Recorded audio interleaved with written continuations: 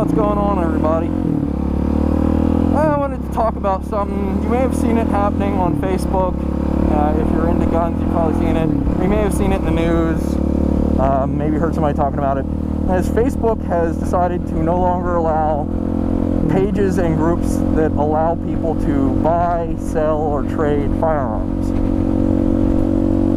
They're being driven by a group called Moms Demand Action. And I want to be fair to this group and say that they're not just intentionally vindictive, people, but they're operating, and they have their beliefs. They're operating under some bad information. Information that's being fed to them through politicians that are either lying or simply don't know what they're talking about.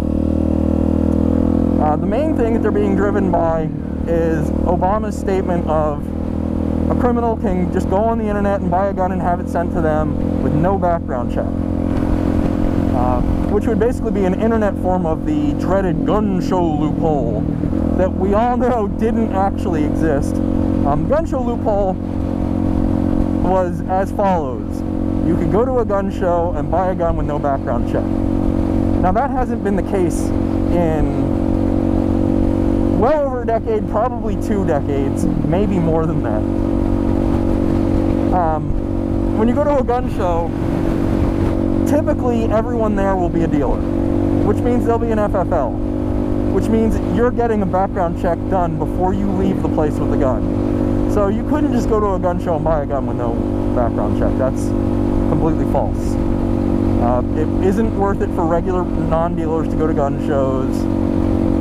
There might be a 1 in a million rare exception gun show where some private sellers show up, but it honestly, it's a slim chance. And criminals don't generally go to gun shows. They get their guns from other criminals locally. So the idea was that criminals could just go on the internet and buy a gun and have it sent to them, and you have no background check formed. Well, the law is that if a gun gets shipped to you, it has to go to an FFL. So they can't just ship a gun to your house. So I'm not sure where the White House is getting their information. I have to think that the White House knows better. So they are intentionally lying to people when they say that a criminal could just go on the internet and buy a gun and have it sent to them with no background check before. I'm sorry, I can't give them the benefit of the doubt that they just don't know any better. I know there are some politicians that think semi-automatic means you hold the trigger down and it empties the clip. Oh, sorry, magazine. Like, man, somebody's gonna call me out for saying clip, and honestly, I deserve it. Magazine, anyway. Or like the politician lady that thinks that tracer rounds are incendiary rounds. They're misinformed. You can't tell me that the President of the United States doesn't know that you have to have a gun shipped to an FFL. I'm sorry, I will not ever believe that. So he's lying to you. But Moms Demand Action is working under the assumption that that's true. So they believe that people were going on Facebook, buying guns and having them sent to them, no background check. And again, that's just false. I guess in theory, it's possible that they might just send it to their house. That's a felony. So it's not a criminal finding a gun from a regular person. It's a case of a criminal buying a gun from a criminal, if that were to happen. Generally, that's not going to happen. When these groups were open, if these groups were still around, I would tell you to go to any of them and try to find someone that would ship a gun straight to your house. I know somebody's going to go out there and be like, they're going to get their brother-in-law to be like, hey, I'm selling a gun, and agree to ship it to their house. This isn't my first rodeo.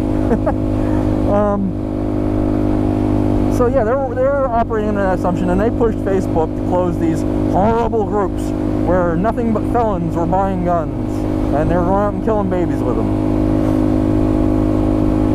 And it's funny because the gun groups are sadly they're having the worst possible reactions. Instead of being proactive, they're sitting around and, calling names and pointing fingers and talking about evil liberals. And that's fine. You can say you hate liberals. You can say this is all liberals' faults. But at the end of the day, that's not going to actually change anything.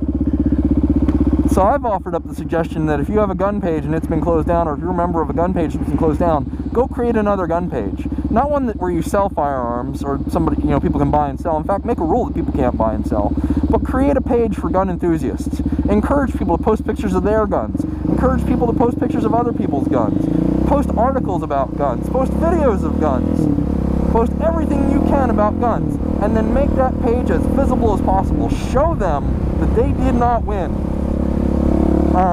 There was a thing circulating saying, everybody don't log into Facebook on Friday. That'll show them that they need us. Unfortunately, that is simply not true. Let's look at the mathematics of that. First off, not every gun owner is going to do it. Optimistically, let's go unrealistically optimistically and say 10,000 gun enthusiasts don't log into Facebook for one day. Let's go one better. Let's say 10,000 gun enthusiasts quit Facebook altogether. Facebook has 1.44 billion users.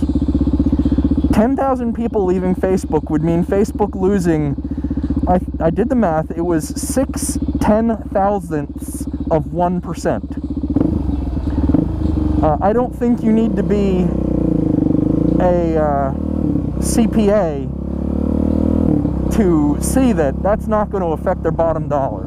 They are not even going to notice it, let alone feel it, let alone decide it's an emergency and they better bring the pages back. And the sad reality is that they screwed over thousands of gun owners for a group of maybe 1,000. The Moms Demand Action, these groups that wield all this power really are not that large. They wield far more power than people should give them. The Catholic League had several DJs fired in the 90s.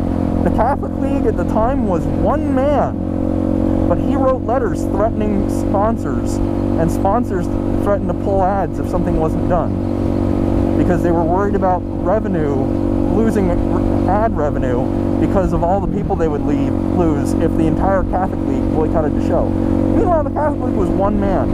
That's it. There were no other members. So Facebook caved to a relatively small but very vocal minority, and because Facebook couldn't take the PR risk of, going up against a group that would say, oh, you're against Moms Demand Action? Well, you want dead children. Because that's the way that would have been presented. So Facebook wasn't going to take that chance, and they caved.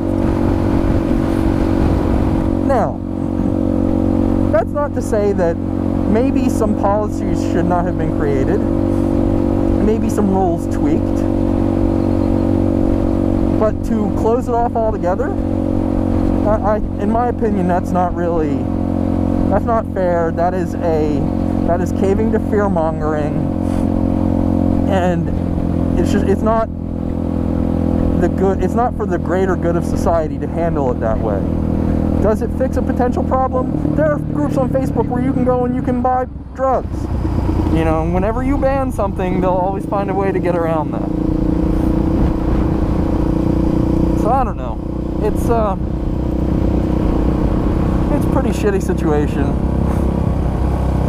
It's not really fair, but it is what it is. Don't leave Facebook over it. If you leave Facebook, they win. That's the long and short of it. If you leave Facebook, not only have they taken away your gun page, but they've taken away your Facebook. And nothing would make them happier, because they already think you're a terrible person for owning guns. I don't know. That's just me. I think we should fight and not roll over and, take our ball and go home. That doesn't accomplish anything. That makes them win. Don't let them win.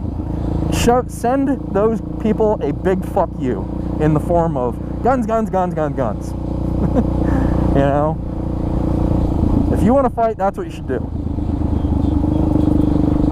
Anyway, I'm gonna go. I'll talk to you later. It's a Smith & Wesson, and it's sweaty, M&P Shield 9mm. I'd carry it with the 7 round because it keeps